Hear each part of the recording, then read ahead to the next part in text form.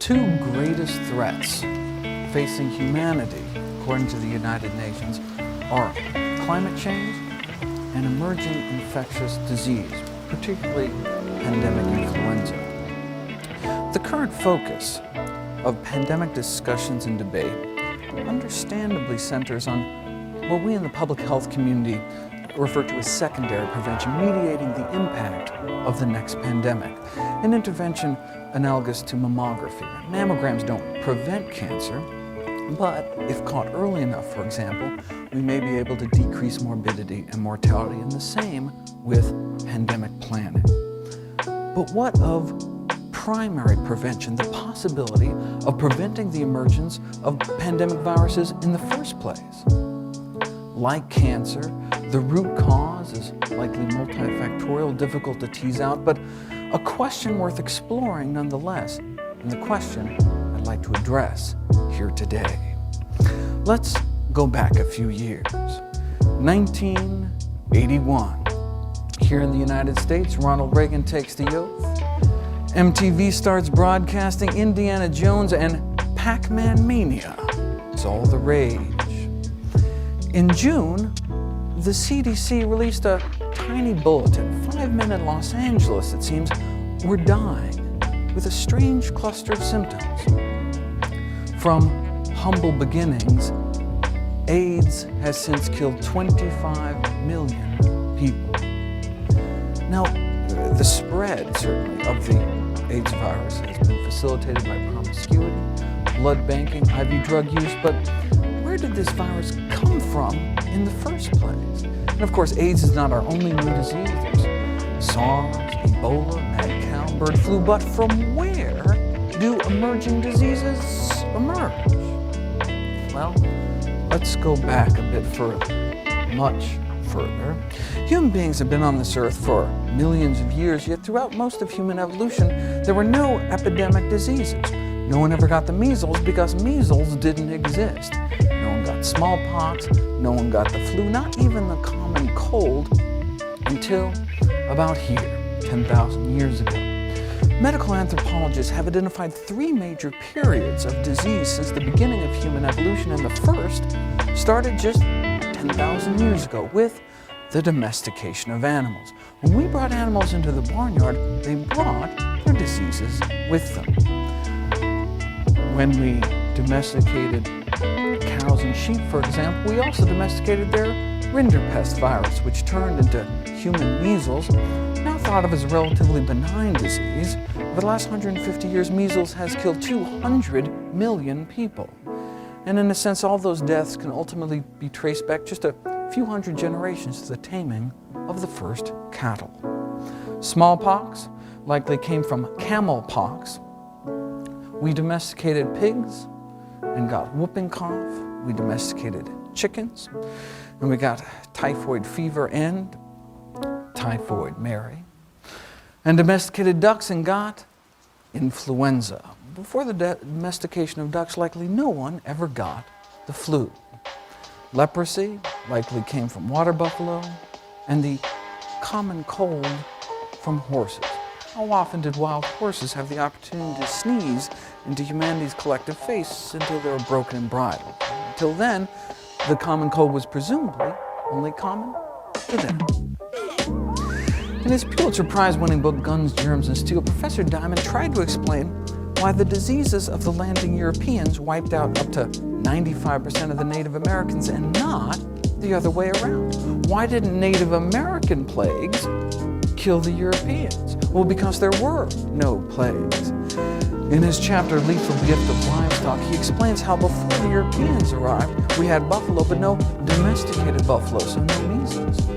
American camels were wiped out in the Pleistocene Ice Age, so no smallpox.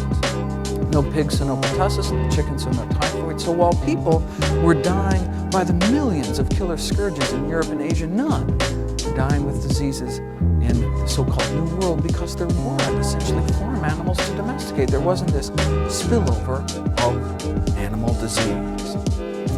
The next great period of human disease started just a few hundred years ago with the Industrial Revolution of the 18th and 19th centuries, leading to an epidemic of the so-called diseases of civilization: diabetes, obesity, heart disease, cancer, etc. But by the mid-20th century, the age of infectious disease, at least, was thought to be over.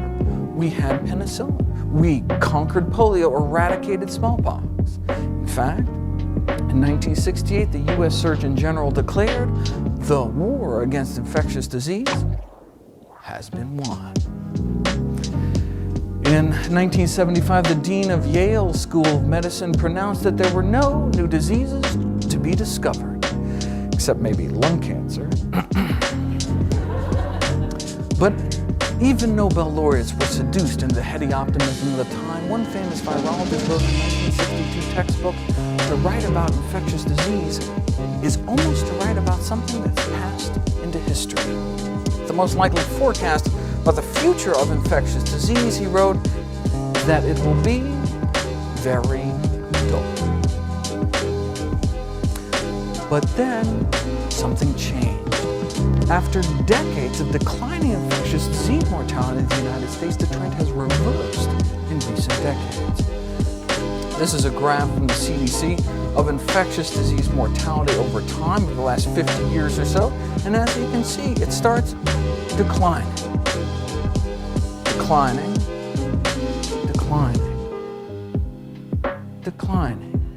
But then around 1975, it started to go back up. The number of Americans dying from infectious disease started to go back up.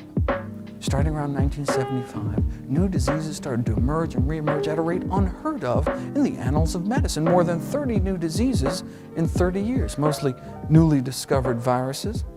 In fact, the whole concept of emerging infectious disease has gone from a mere curiosity in the field of medicine. Now it's an entire discipline, really moved to center stage. We may soon be facing, according to the U.S. Institute of Medicine, what they call a catastrophic storm of microbial threats. We are now smack dab in the third era of human disease, which seems to only started about 30 years ago. Medical historians have called this time in which we live the age of emerging plagues, almost all of which come from animals. But we domesticated animals 10,000 years ago. What has changed in recent decades to bring us to this current situation? Well, we are changing the way animals live.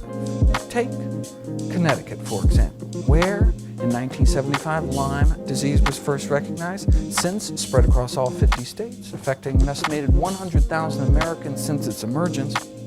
Lyme disease is caused by bacteria-infested deer ticks, but the primary host is actually not deer, but the white-footed mouse. The ticks themselves, not quite as cute, really, but we've been sharing the woods with these fellows forever. What changed recently was suburbia.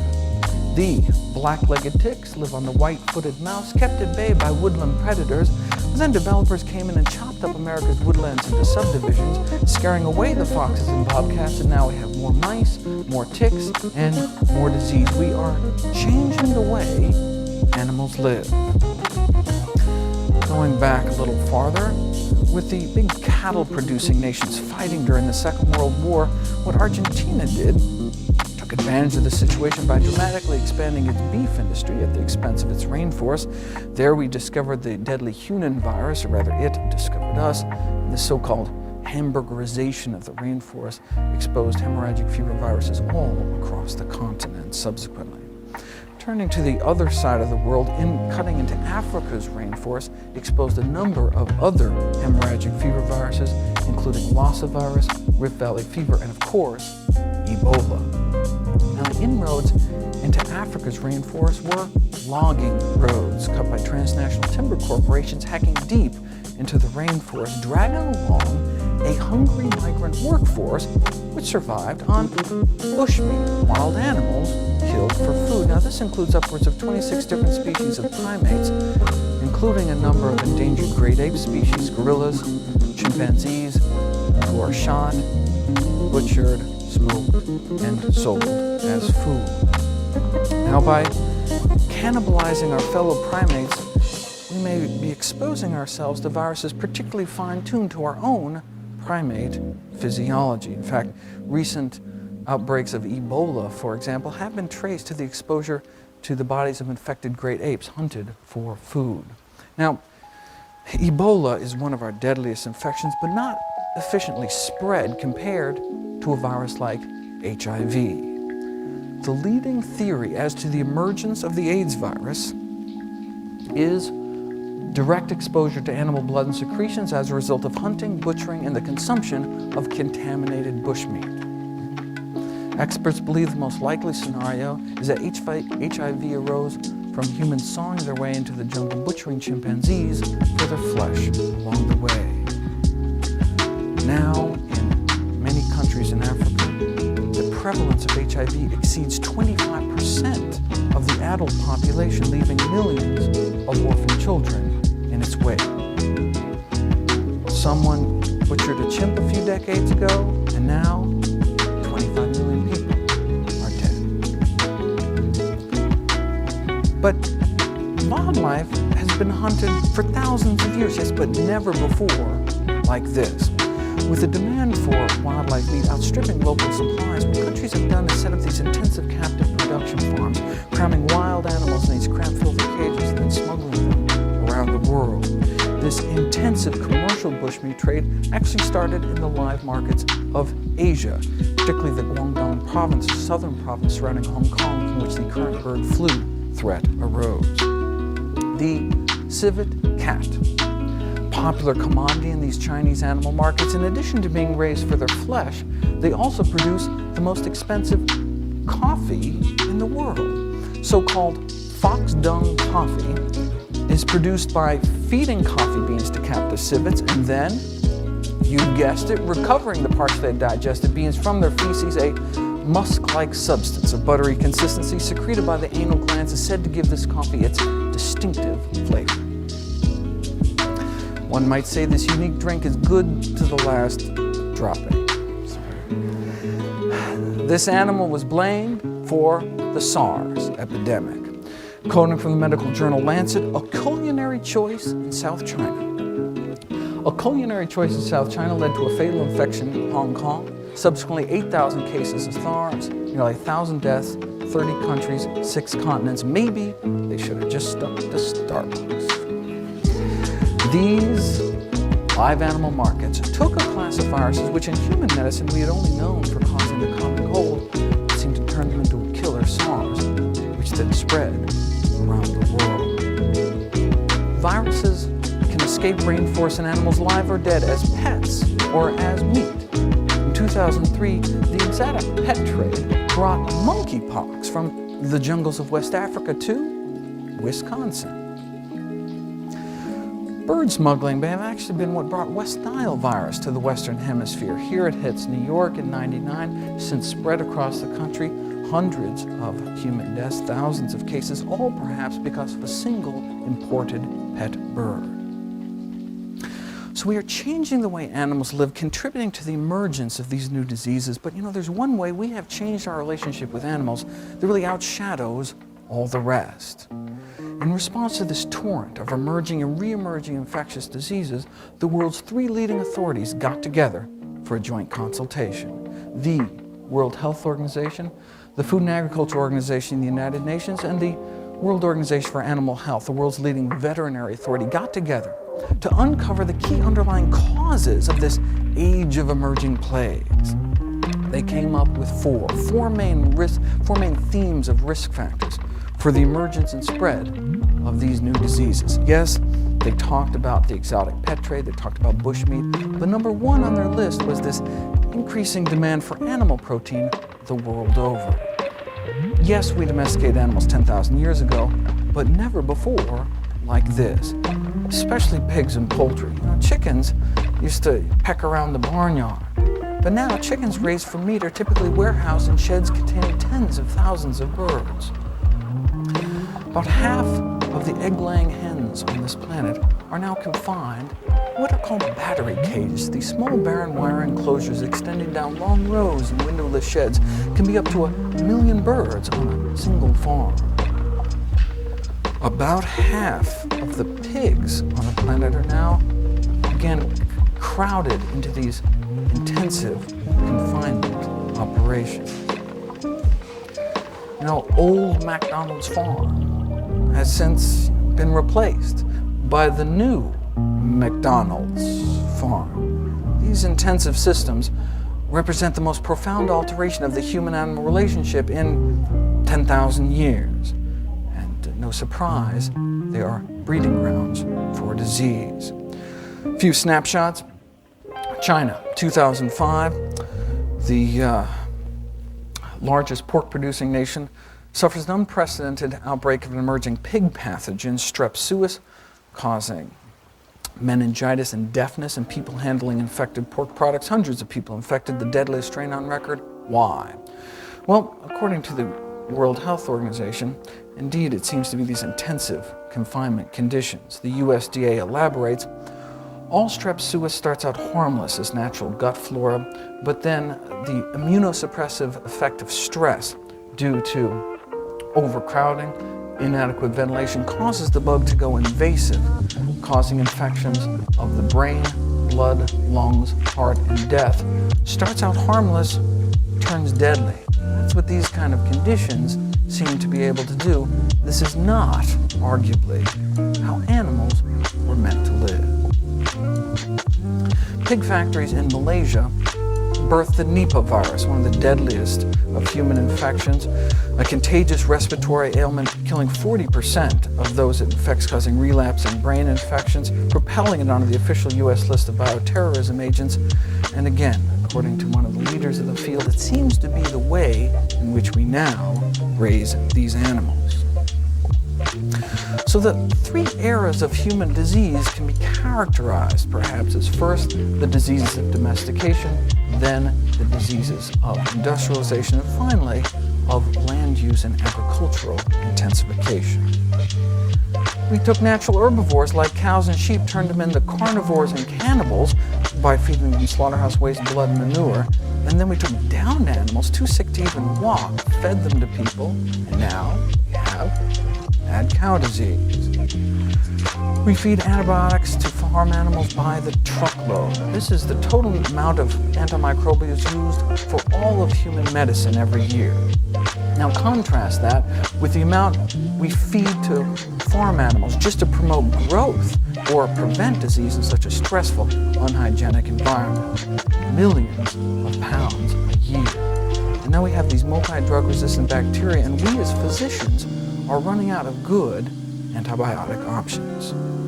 Scientists at NYU traced the path of some of these superbugs, quote unquote, starting, for example, with the mass feeding of the Cipro class of antibiotics to chickens, and then there is a fecal contamination of the carcass at slaughter. We buy a chicken at the supermarket polluted with fecal material, leading to longer and more severe human infections. The CDC recently really cinched it. They spent $1 million over a 3-year period doing rectal swabs of newly admitted hospital patients. This is what they found. Essentially, they found zero growth of these antibiotic-resistant bacteria within the bodies of those that had zero contact with fresh or frozen poultry. But at least these so-called superbugs aren't effectively transmitted from one person to the other. With the seeming propensity of industrial animal agriculture to churn out these novel, lethal human pathogens, what if these animal factories gave rise to a virus capable of a global pandemic of disease? Let me put these new animal disease threats in perspective. SARS infected thousands of human beings, killed hundreds. Nipah infected hundreds, killed scores. Strep suis infected scores, killed dozens. Now, AIDS has infected millions, but there's only one virus on the planet that can rapidly infect billions, and that's influenza. Influenza, the so-called last great plague of humankind, is the only known pathogen capable of truly global catastrophe these days. Unlike many other important diseases like malaria, which are largely confined at the equator, or a virus like HIV, which is only fluid-borne, the influenza virus is considered the only pathogen capable of literally infecting half of humanity within a matter of months. Now, in the 4,500 years that we as a species have had influenza, since the first domestication of birds, influenza has always been one of our most contagious known diseases. But only since the emergence of this highly pathogenic, highly disease-causing strain H5N1 has the influenza virus also emerged as one of our deadliest. H5N1, spreading out of Asia 2004, 2005, 2006, and continuing to this day, has only killed about a few hundred people. Not to minimize, each death is a terrible tragedy. But in a world in which millions of people continue to die of diseases like AIDS, tuberculosis, why is there so much concern about the so-called bird flu? Because it's happened before. Because the last time a bird flu virus adapted to human beings, it triggered the worst plague in human history, the influenza pandemic of 1918. Modern flu strains tend to spare young, healthy adults, but the 1918 virus killed people in the prime of life. In 1918, a quarter of all Americans fell ill. This is a chart of percent of population dying. Humanity's greatest mass murderer eluded scientists for nearly a century before a mass grave in Alaska was unearthed. Victims of the pandemic frozen in the permafrost for 80 years. Traces of virus in her lungs allowed scientists to piece together letter by letter the genetic code of the 1918 virus, solving perhaps the greatest medical detective story of all time. Humanity's greatest killer was bird flu. First civilian casualty in the US was September 11th, ironically, 1918. And then, in a single month, this was week 1, week 2, week 3, week 4. And this is 1918. We're talking steam locomotive here. Scientists at the Imperial College of London ran a simulation to see how a pandemic might spread today in the UK. Scientists at Los Alamos ran a simulation through their supercomputers to see how a pandemic might spread in the day of commercial airline travel. Here it hits LA in this simulation, and in a few weeks, the entire country is blanketed.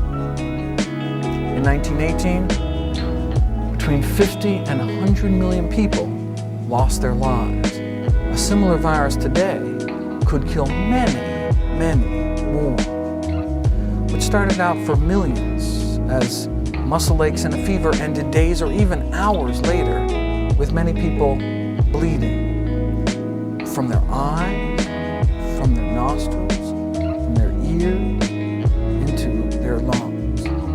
Homeless orphans, their parents dead, wandered the empty streets.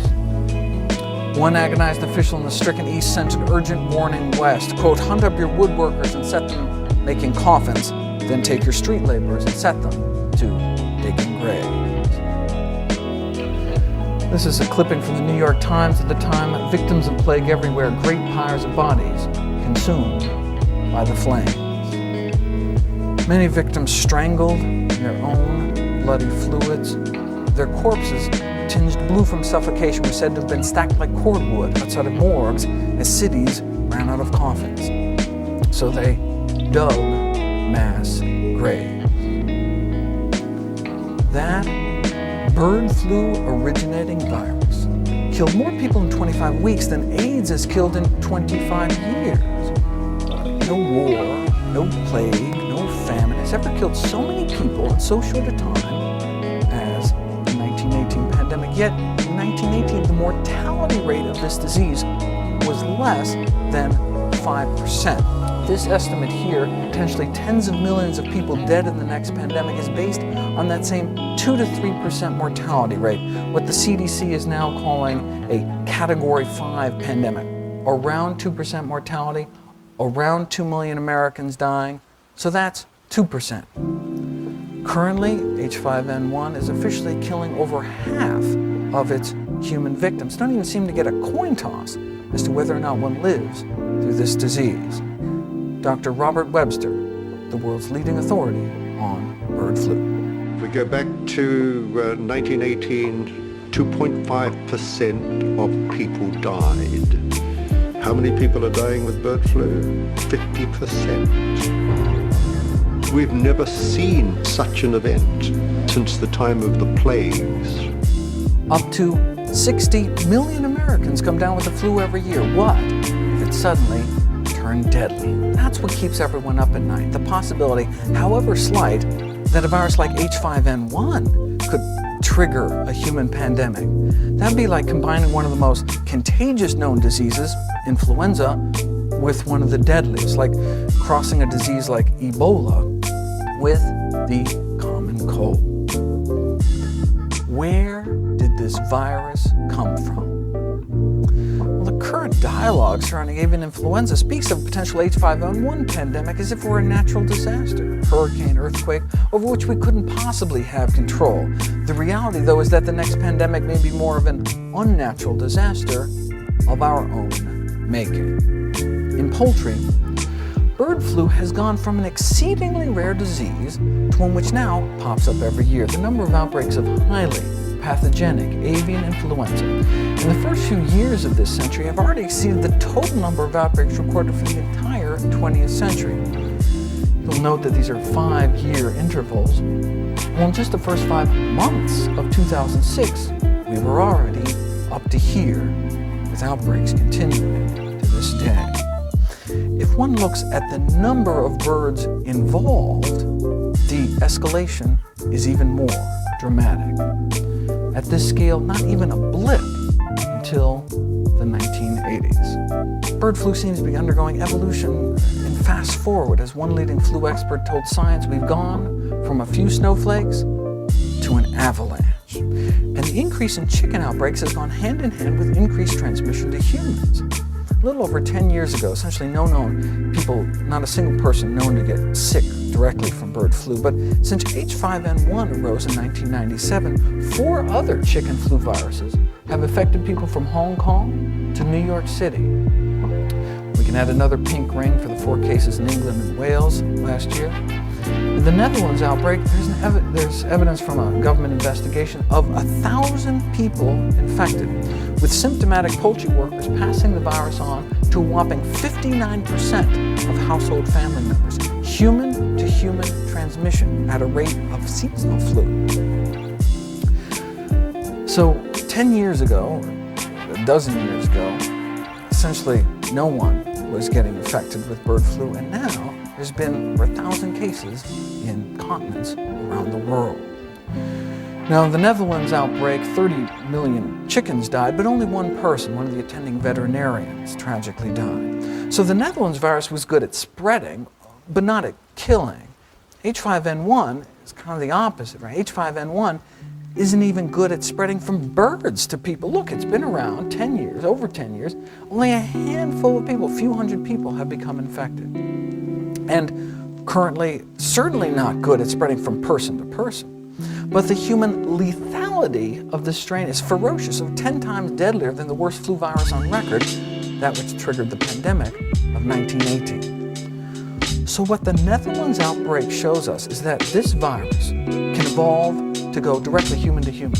What H5N1 shows us is that this virus can evolve into an efficient human killer. If this trend is allowed to continue, our nightmare may one day be realized. The worst of both worlds, contagious and deadly. So to slow down or stop this rapid recent emergence of highly pathogenic flu viruses, one must first ask, well, what triggered this avalanche in the first place? What has changed in recent decades to bring this all upon us? The emergence of H5N1 has been blamed on free-ranging flocks, wild birds, but people have been keeping chickens in their backyards for thousands of years, and birds have been migrating for millions. Bird flu's been around forever. What turned bird flu into a killer? Well, the senior correspondent, NewsHour with Jim Lair, posed that question to Dr. Webster, so-called the godfather of flu research. Was there something qualitatively different about this last decade made it possible for this disease to do something it's never done before? Some kind of changing conditions that suddenly lit a match to the tinder? Webster replied. He said, farming practices have changed. He talks about growing up on the farm. But now, we put millions of chickens into a chicken factory, next door to a pig factory. And this virus has the opportunity to get in one of these chicken factories and make billions and billions of these mutations continuously. And so what we've changed is the way we raise animals and our interaction with those animals. Then he talks about how the virus is escaping from the factories, infecting wild birds. He says that's what's changed. We've changed the way we raise animals. Right? But we're changing the way we raise animals by the billions. The number of chickens we slaughter every day, spread wing to wing, would wrap more than twice around the world's equator. The big shift in the ecology of avian influenza has been the intensification of the global poultry sector. The developing world meat and egg consumption has exploded, leading to these industrial-scale commercial chicken facilities, arguably the perfect storm environment for the emergence and spread of these so-called superstrains of influenza. In the early 1980s, nearly all the chickens in China were raised in tiny backyard outdoor farms. But now, there are 63,000 CAFOs in China, concentrated animal feeding operations, with a few of these so-called factory farms confining 10 million birds on a single farm. The World Health Organization blames the emergence of H5N1, SARS, Nipah virus, all these new deadly emerging Asian viruses, in part what they call the overconsumption of animal products in this intensive animal agriculture. The Food and Agriculture Organization of the United Nations starts out, there seems to be an acceleration of human influenza problems in recent years. This is what they mean. This is from the World Health Organization. These are all the new influenza viruses infecting human beings over the last century or so. Now turn your attention to just 1995 on. It seems to be kind of snowflakes to an avalanche in people too, but why? Well, according to the world's leading agriculture authority, this is expected to largely relate to the intensification of poultry production and possibly pig production as well. They elaborate in an internal FAO document, chicken-to-chicken spread, particularly where assisted by this intensive husbandry conditions, causes the virus to shift, adapt to a more severe, highly pathogenic type of infection. Intensive production favors the rapid spread of the viruses and the so-called hotting up of the virus from low pathogenicity to highly pathogenic types. Factory farms, it seems, can be thought of as the incubators for the emergence of highly disease-causing strains of this virus. In this diagram here, they actually trace the path of a human pandemic, starting with increased demand for poultry products and ending up with a virus capable of human-to-human transmission. The United Nations, in fact, has called on all governments to fight the role of what they call factory farming. Quoting from a UN press release, governments, local authorities, international agencies need to take a greatly increased role in combating the role of factory farming, which, combined with these live bird markets, provide ideal conditions for the virus to spread and mutate into a more dangerous form. Let me show you how it works. All bird flu viruses start out harmless. To both birds and people, very important to understand, they start out harmless. Avian influenza has existed for millions of years as an harmless intestinal virus of aquatic birds like ducks, waterborne virus. They say, well, how does a duck's intestinal bug end up in a human cough? Well, in people, the virus must make us sick in order to spread, must make us cough in order to shoot virus from one person to the next. When the virus's natural reservoir, aquatic birds like ducks, the virus doesn't need to make the duck sick in order to spread. In fact, it's in the virus's evolutionary best interest not to make the duck sick, as dead ducks don't fly very far. So the virus silently multiplies in the intestinal lining of the duck, is secreted out into the pond water, is swallowed up by another duck, and the cycle continues as it has for millions of years, and no one gets hurt. But if an infected duck is dragged to a live bird market, for example, crammed in cages high enough to splatter virus-infected feces on land-based birds, terrestrial birds like chickens, well, then the virus has a problem. If the virus finds itself in the gut of a chicken, it no longer has the luxury of easy waterborne spread. Chickens aren't paddling around in the pond. So the virus must mutate or die. Unfortunately for us, mutating is what influenza viruses seem to do best. So in its natural reservoir, it's been described as being in total evolutionary stasis, harmless. But when thrown to a new host, like land-based birds, it quickly starts mutating, acquiring mutations to adapt to its new host. In the open air, it must resist dehydration, for example, and it may have to spread to different organs to find a new way to travel. The intestines ain't gonna work anymore, and it may find the lungs and become an airborne pathogen, which is bad news for terrestrial mammals such as ourselves. Goes into chickens as an aquatic virus, but may come out as the flu. In its new host, the more virulent, the more violent this virus becomes, the quicker it may be able to overwhelm the immune system of its new host. But if the virus becomes too deadly, though, it may not spread as far. In an outdoor setting, at least, if the virus kills its host too quickly, the animal may be dead before it has a chance to spread to too many others. So in nature, there's kind of a natural limit on how virulent these viruses can get, or at least there was until now. Enter intensive poultry production. When the next beak is just inches away, there may be no limit how nasty these viruses can get. Evolutionary biologists believe that this is the key to the emergence of hypervirulent, predator-type viruses like H5N1, disease transmission from immobilized hosts. See, when you have a situation where the healthy cannot escape the diseased, where the virus can knock you flat and still transmit just because you're so crowded, then there may be no stopping rapidly mutating viruses from becoming truly ferocious. And this may explain the virus of 1918, rising out of the trenches of World War I. There were these crowded troop transports. Boxcars were labeled 8 horses or 40 men. So when this harmless virus found itself in these kind of conditions, it turned deadly. Millions forced together under cramped quarters, no escaping a sick comrade. This is thought to be where the virus of 1918 gained its virulence. From the virus's point of view, though, these same trench warfare conditions exist today in every industrial chicken shed, every industrial egg operation. Confined, crowded, stressed, but by the billions, not just millions. The industry is slowly waking up to this growing realization that viruses previously innocuous to natural host species have in all probability become more virulent by passage through these large commercial populations. This is from an industry trade journal. Right? Starts out harmless, turns deadly, and that's what these conditions may be able to do.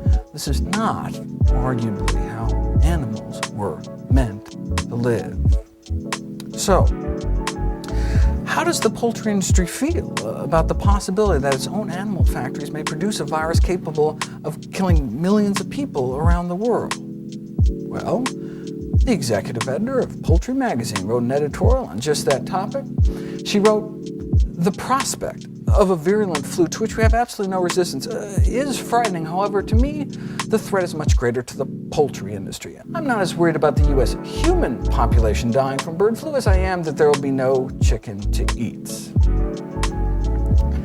This is how the Department of Interior puts it. Domesticated poultry as the necessary stepping stone to create a pandemic strain of influenza.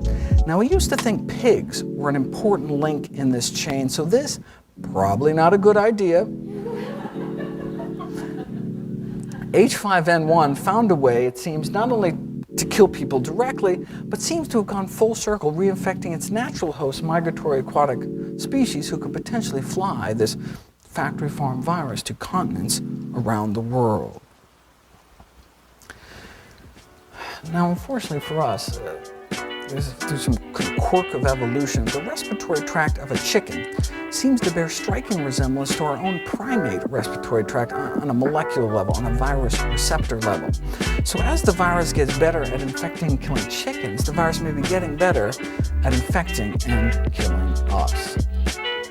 Virologist Earl Brown, specialist in the evolution of influenza viruses. You have to say, Dr. Brown concluded, again, this high-intensity chicken rearing is really the perfect environment for the evolution for generating virulent avian flu virus. Now, in contrast, there has never been a single recorded emergence of a highly pathogenic flu virus ever from an outdoor chicken flock. Never once has a dangerous, deadly virus ever arisen that we know of in chickens kept outside. You can breed a deadly virus here. It can escape, infect backyard birds, free-ranging flocks, even wild birds. But that transition from harmless to deadly always seems to happen in these kind of conditions because of the overcrowding. Remember, transmission from immobilized hosts. Because of the sheer numbers. Because of the inadequate ventilation, the dankness helps keep the virus alive. Because of the stress crippling their immune systems, because of the filth. The virus is in the feces that they're lying in, which are decomposing, releasing ammonia, burning their respiratory tracts, predisposing them to respiratory infection in the first place, and because there may be no sunlight. The UV rays in sunlight are actually quite effective in destroying the influenza virus. 30 minutes of direct sunlight completely inactivates H5N1, but it can last for days in the shade and weeks in moist manure. So you put all these factors together and what you have is this kind of perfect storm environment for the emergence and spread of new super strains of influenza. But what about biosecurity? Don't we want all the birds confined indoors, away from waterfowl? I mean, does it matter if these kind of conditions can turn a harmless virus into a deadly virus if the harmless virus can't get inside in the first place? Well, an FAO research report addressed this very question. They, in their evidence-based analysis, they looked at the best data set available, a massive survey of flocks in Thailand in which over 1 million birds were tested for H5N1 in factory farms and backyard flocks. And what they expected to find was that backyard flocks would be at higher risk for infection because they're just out there in the open. What they found was exactly the opposite. They found that backyard flocks are at significantly lower risk of infection compared to commercial scale operations. Industrial quail and chicken operations were at least 4 times more likely to become infected than backyard flocks. So not only may factory farms be the incubators for the original emergence of high-path strains, based on the best science available, they may also play a role in the spread, the subsequent spread of the virus as well. In part because of the massive inputs and outputs required for this industrial style of animal agriculture. Tons of feed and water go in, tons of waste comes out, tens of thousands of flies buzzing around, and these high-volume ventilation fans blowing dust and waste out into the countryside, potentially contaminating the air, the soil, insects, rodents, transport. Industrial-style production can lead to industrial-style contamination of the environment. Researchers at Johns Hopkins University School of Public Health looked back and realized that their conclusions were actually consistent with other high-path outbreaks, whether in the Netherlands, Canada, Italy, other diseases. Factory farms consistently at higher risk. They concluded that there's no empirical evidence to support this myth that backyard flocks are somehow the crux of the problem. And again, people have been raising birds in their backyards for about 4,000 years before this disease erupted out of control. Another factor is that studies have uncovered widespread disregard for biosecurity even in developed countries which claim to have the best biosecurity in the world. According to North Carolina University Poultry Health Management, high biosecurity is still wishful thinking in many areas of intensive poultry production, a bird flu outbreak in Virginia in 2002 led to the deaths of 4 million birds, found its way inside 200 factory farms, highlighting just how wishful the thinking is that industrial poultry populations are somehow completely protected against this kind of infection. Based on the rapid spread of avian influenza in Virginia recently, this decade, USDA poultry virologists conclude the obvious, that biosecurity on many farms is simply inadequate.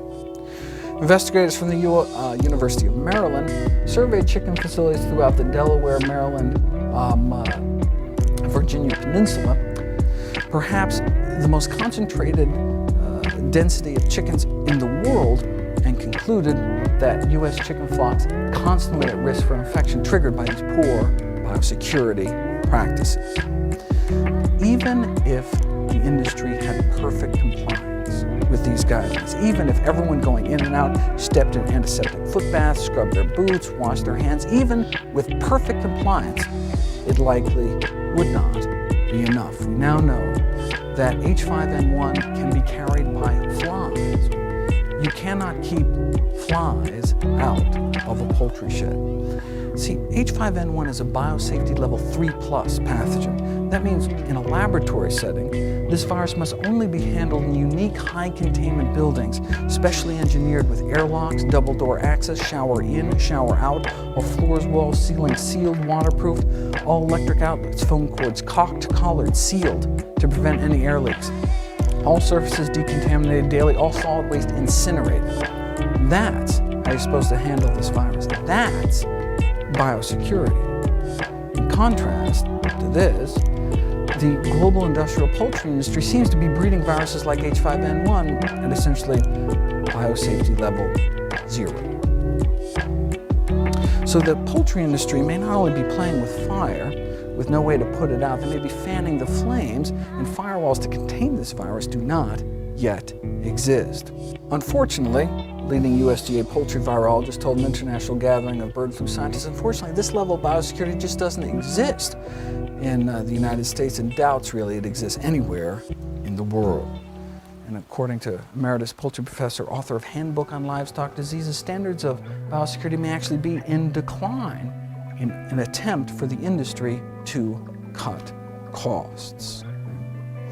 Now, biosecurity measures as they're currently practiced are certainly better than nothing, but may not be something we want to stake the lives of millions of people upon for the sake of cheaper chicken. A pandemic caused by H5N1 or some comparable future bird flu virus has the capacity to trigger one of the greatest catastrophes of all time. So to decrease the risk of generating increasingly dangerous bird flu viruses, the global poultry industry must reverse course away from greater intensification by, for example, here in the Annals of the New York Academy of Sciences, replacing these large industrial units with smaller farms with lower stocking densities of animals, which could potentially result in less stress, less disease susceptibility, less intense infectious contents, and lower infectious loads across the board. In 2007, the Journal of the American Public Health Association published an editorial that went beyond just calling for de-intensification of the poultry industry. They questioned the prudence of raising so many chickens in the first place. In their editorial, Chickens Come Home to Roost, it is curious that changing the way humans treat animals, most basically ceasing to eat them, or at the very least radically limiting the quantity of them that is eaten, is largely off the radar as a significant preventive measure.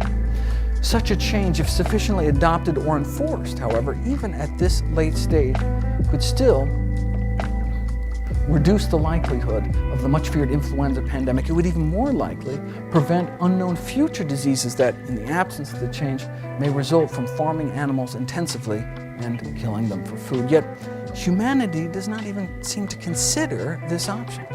We don't tend to shore up the levees until after the disaster. Hopefully, it won't take a pandemic before we take these recommendations into account. The editorial concludes those who consume animals not only harm those animals and endanger themselves, but they also threaten the well-being of future generations on this planet. To switch avian images, it is time for humans to remove their heads from the sand and recognize the risk to themselves that can arise from their maltreatment of other species. How we treat animals can have global public health implications. It's not surprising then that the American Public Health Association, the largest association of public health professionals in the world, has called for a moratorium on factory farms, urging all federal, state, and local authorities to impose a ban on the building of new intensive livestock operations to protect the health of the local communities in terms of air, water, land contamination, pollution. The prudence of this measure certainly grows with our increasing understanding of the role that these operations play in emerging infectious disease. I'm often asked how the industry responds to this kind of sentiment from the scientific community. Well, last summer, the United Nations released yet another report on the global health risks of intensive animal agriculture.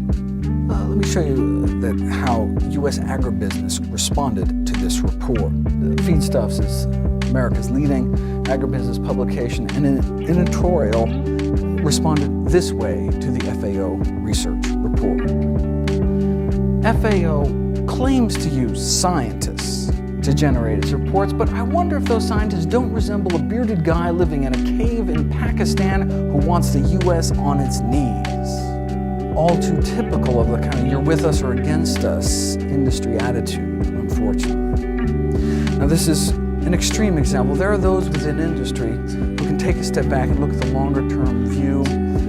Avian health expert and longtime industry insider Ken Rudd wrote a really candid article in Poultry Digest called Poultry Reality Check Needed. Drawing on his 37 years experience from within the poultry industry, he concluded with these prophetic words. He said, "Now is the time to decide we can go on with business as usual, charging headlong towards lower costs, or we can begin making prudent moves necessary to restore balance between economics and long-range avian health.